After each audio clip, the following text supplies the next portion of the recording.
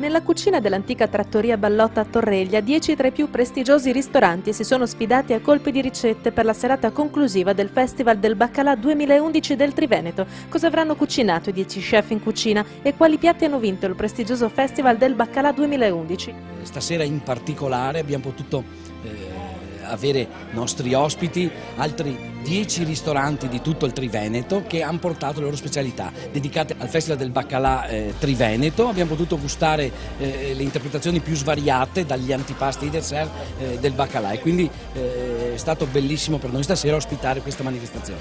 Organizzato dalle confraternite del Baccalà La Vicentina, del Mantecato Veneziano, del Baccalà La Cappuccina di Padova e quella di Frati di Rovereto, il secondo trofeo Tagliapietra, dal nome della ditta tra le più note importatrici di stoccafisso delle isole Lofoten. È molto importante soprattutto per la cultura che noi vogliamo dare e per anche comunque espandere questo prodotto così storico a un pubblico un po' più giovane e reinventarlo in una nuova forma, non solo il mantecato, vicentina o le ricette classiche, ma anche nuove forme, dimostrando che questo prodotto non è un prodotto vecchio, ma può essere anche utilizzato per fare ricette innovative e per dare un qualcosa di nuovo e apportare qualcosa a questa cucina. La soddisfazione più grande proprio del premio Tagliapietra è che quest'anno hanno cominciato a partecipare chef di una certa caratura che hanno veramente saputo inventare delle cose strepitose. Io ho avuto modo di assaggiare vari piatti e ognuno aveva un qualcosa da dare. 10 piatti finalisti che erano tutti carichi di forte innovazione, di grande capacità culinaria, e che hanno dimostrato ancora una volta la passione e l'amore con cui i nostri ristoratori e i loro cuochi sono impegnati in questo gioco, così lo vogliamo ricordare, che comunque rappresenta un tassello che fa progredire la civiltà della tavola e la cultura dell'alimentazione. Nato come quelle iniziative che sono destinate a durare quasi come uno scherzo, i soliti 4 amici al bar, in realtà eravamo qui proprio da Ballotta, e abbiamo cominciato a ragionare un po' sulla specificità del nostro territorio e sul fatto che c'è questa tradizione veramente quasi leggendaria del baccalà alla cappuccina che veniva offerto ai poveri dei frati conventuali di Sant'Antonio, al punto tale di farlo bene che i nobili di Padova mandavano i servitori travestiti da poveri per portarlo a casa dalla bontà. Su questa leggenda abbiamo pensato di rievocare questo modo particolare di fare lo stoccafisso con dei sapori che sono sicuramente sapori insoliti perché legati a un modo di far cucina che ormai non è più usuale, che lega sapori del salato e sapori del dolce. La confraternita svolge un ruolo non solo legato alla gastronomia ma anche legato alla cultura.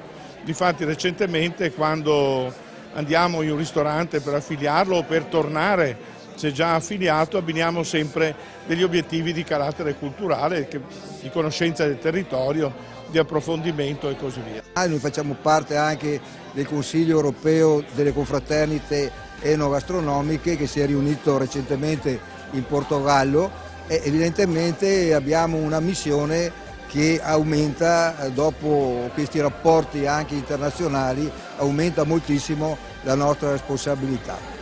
A contendersi il rinomato trofeo Tagliapietra il ristorante al Capriolo di Vodo di Cadore. Allora, degli gnocchetti di patate pezzate del Cadore su fonduta di baccalà e broccoletti e caviale di aringa. La trattoria Il Pirio di Torreglia. Abbiamo fatto il baccalà McPirio.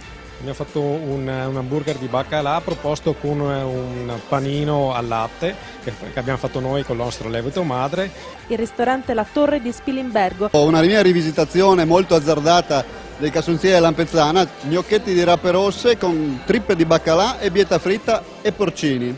Il ristorante 900 di Rovereto. Il ristorante 900 cosa ci presenta, Igor? Ci presento dei canederli di baccalà che vengono serviti con un ragù di finferli. Il ristorante Aurora di Porto Tolle. Abbiamo portato in tavola un'insalatina tiepida di baccalà con un crostino in battagine con il tartufo del Delta.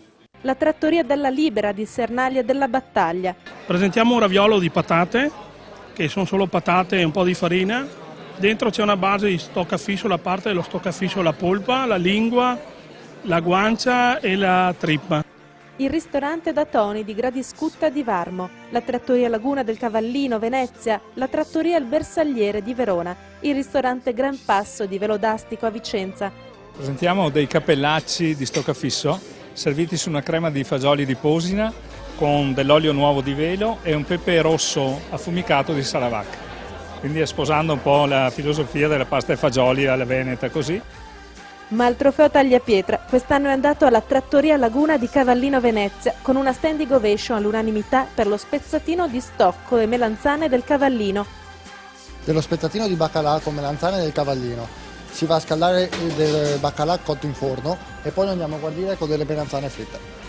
La tradizione e l'innovazione si è sposata con la verdura del Cavallino. Noi abbiamo la fortuna di avere degli orti che danno il massimo della sapidità. A ritirare il premio Olindo Ballarin è lo chef e al vincitore, oltre al trofeo un'esposizione per un anno nel ristorante, 2 biglietti andata e ritorno più soggiorno alle Isole Lofoten.